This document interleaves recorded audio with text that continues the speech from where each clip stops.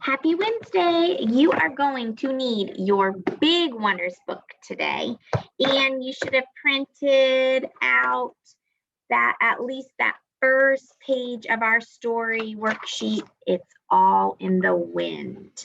So yesterday we talked about a special kind of power that produces energy called, do you remember? Solar power, right? And that comes from the sun. So today we're going to keep on with that topic of other resources besides those ones that run out that we talked about, those fossil fuels that we talked about yesterday. And we're going to talk about wind today and how wind can help produce energy. Great for our environment too. All right, while I'm sharing my screen with you, make sure you are on page 456 in your big book. 456 in your big book. It is all in the wind. Trying to make it smaller. I think that's as small as it'll go, friends.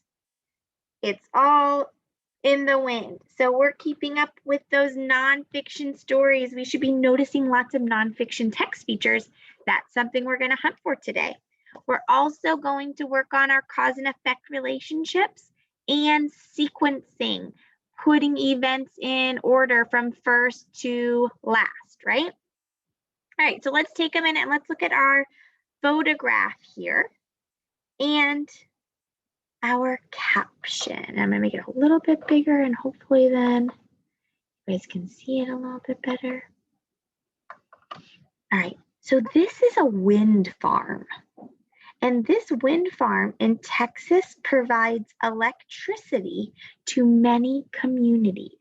So just like those solar panels that we read about that produce electricity from the sun, these special windmills produce energy from the wind. Very interesting. All right, I cannot wait to dig in and read about that. We also are going to be working on boxes 1 and 2 today, okay? So we'll go ahead and read the first page and then we'll kind of look at our questions in our first box. All right, so we've got an illustration and a heading. I'm sorry, not a heading. You should be telling me, no, Mrs. Harp, that's not a heading, that's a what? A caption. Let's read the captions. Just like I said, there's always really important information in there. People in the ancient world used boats with sails that captured the wind's power. So they didn't have like motors that they could use to drive boats. They had to rely on the wind. Here is our heading. Why are people using wind power? All right. Let me get focused so you guys can read with me. We're on 457 in our big books. Let's go ahead and read. People have been using wind as an energy source since ancient times. Sailors were the first to use wind power. Strong winds caused ships with sails to glide quickly across the water. Then people decided to use the wind to do other hard jobs, such as grinding grain or pumping water. As a result, they invented windmills. Windmills are machines that capture the wind's power. That's pretty cool. Next heading, wind is energy. Wind has power because it is air that moves. When warm air rises, cooler air moves in to take its place. These actions cause wind to form. As the wind rises above Earth, it blows faster. The faster the wind blows, the more energy it creates. Cause and effect relationship there, right? Because the wind blows fast, what's the result? What's the effect? More energy is created. This is the energy that powers windmills. When a strong wind blows on the blades of a windmill, it causes them to spin around. The blades are connected to a long rod.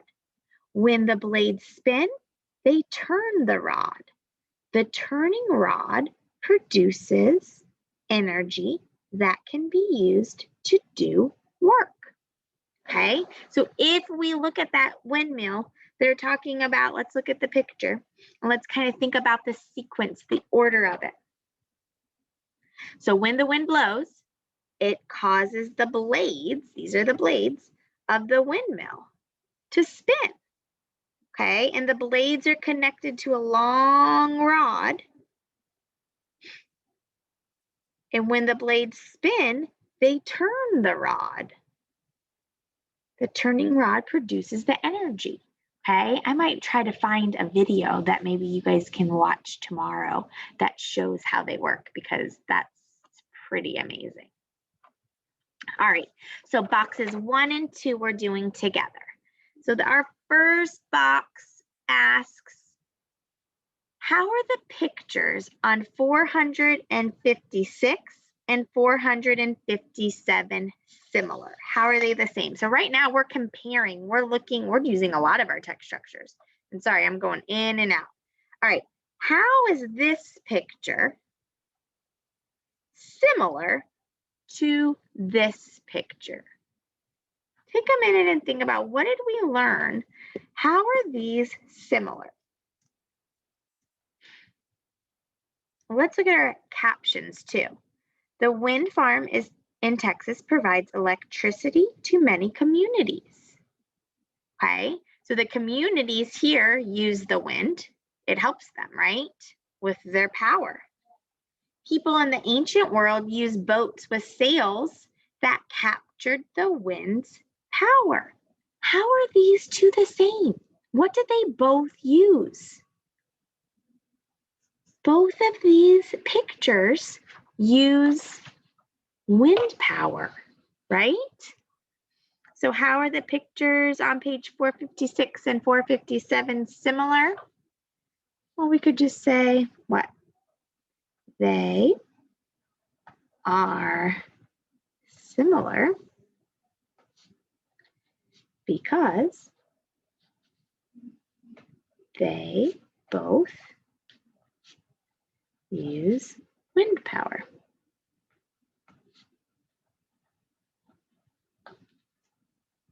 Do you agree? Yeah. All right. What happens after warm air rises? Do you remember reading about that? Let's look and see. I kind of remember reading it in this section over here. So skim through and see if you can find the warm air rises. Oh, it's jumping out at me. So what happens after? So we're doing a lot of sequencing. When warm air rises, cooler air moves in to take its place. These actions cause wind to form. So after the warm air rises, what happens? The cooler air takes the place and makes what? Wind. So let's use our sequence words after. Warm air rises. Do a comma. Cool air takes its place and causes wind.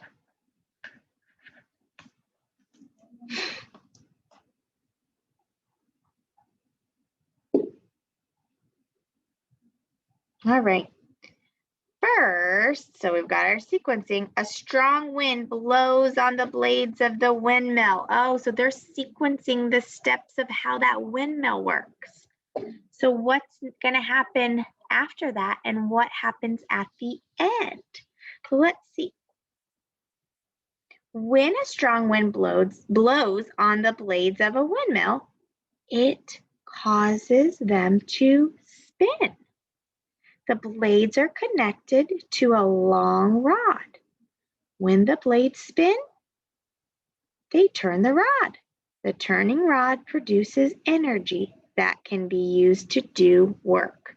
So after the wind blows, what happens? The blades spin, right? So then the blades, and there was something else that spins. Do you remember?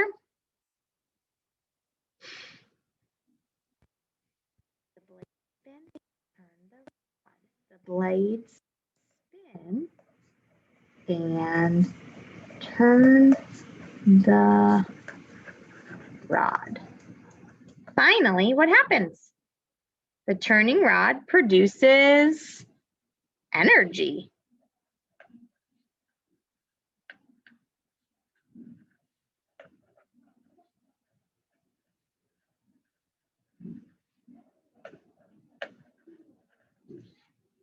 All right. I am loving these cause and effect and sequence relationships and learning about this wind energy. It's pretty cool. You agree? All right, guys, we're going to do one more page together. Okay, we're on page 458. And you're going to notice a lot of nonfiction features here. Okay? So I want you to take a minute and I want you to think about if you see any of these nonfiction features. I'm going to give you about 30 seconds to do a little hunt and put a check mark if you see it. So even before we start reading.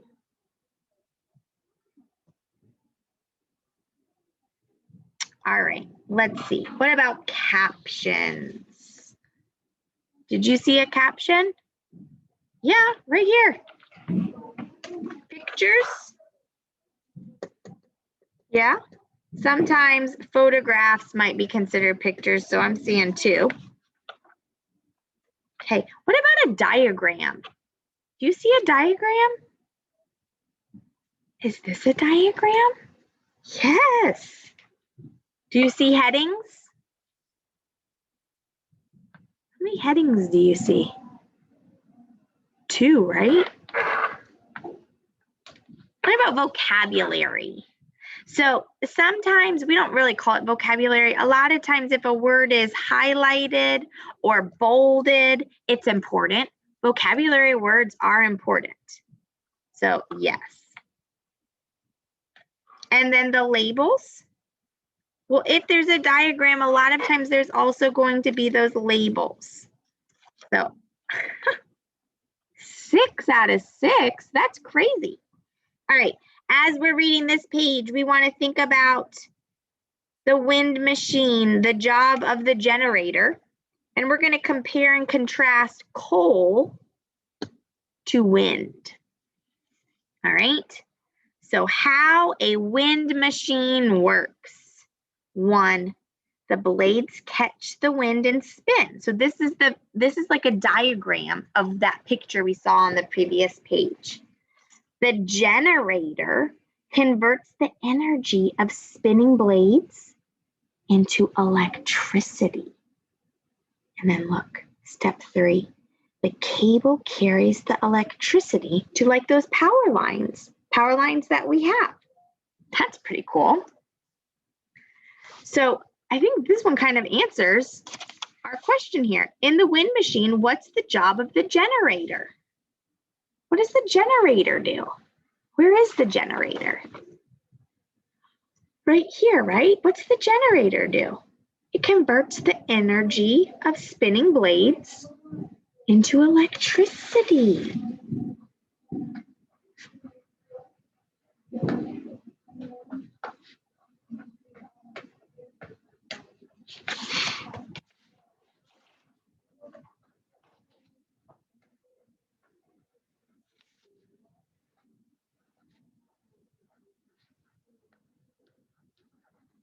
Pretty cool. All right, let's go ahead and read a new source of energy. You guys are doing a good job. We're doing it all together so you won't have a discussion post or anything today, okay? Now people are looking for new sources of energy, such as the wind.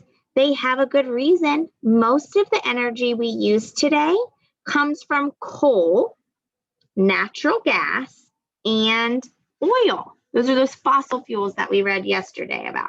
Make it a little bit bigger for you guys. Those natural resources are running out. They cannot be replaced. Wind, however, is a renewable resource. There will always be a supply, and wind is free and clean, so it does not produce harmful pollution. All right, so we've got coal and we've got wind. What do we know about coal?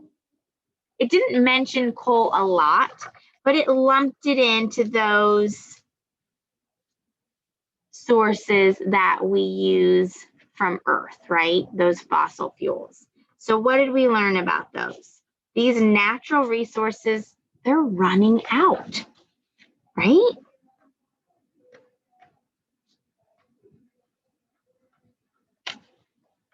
So what did we learn about and what about maybe something else? What did they maybe cause? We like wind power, we like solar power because it's good for our Earth. But all these natural resources, what did they cause? It causes pollution, right?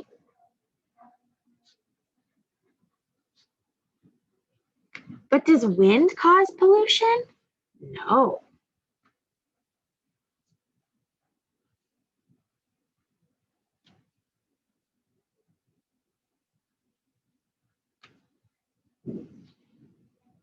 What else do we know about wind? Oh, it's a renewable resource. It's free and clean, so free and renewable, right? Running out causes pollution for coal. Wind, we know, does not cause pollution. It's free and it's renewable. We can keep using it, okay? What's the same about both of them? So we contrasted. How can we compare? What do they both do? They both provide what? Energy, right? All right, friends, that is it today. I know it was a little bit longer, but you did such a good job. High five. I will see you again tomorrow. We will finish up this story and I will be adding lots more responsibility to you tomorrow. All right, bye.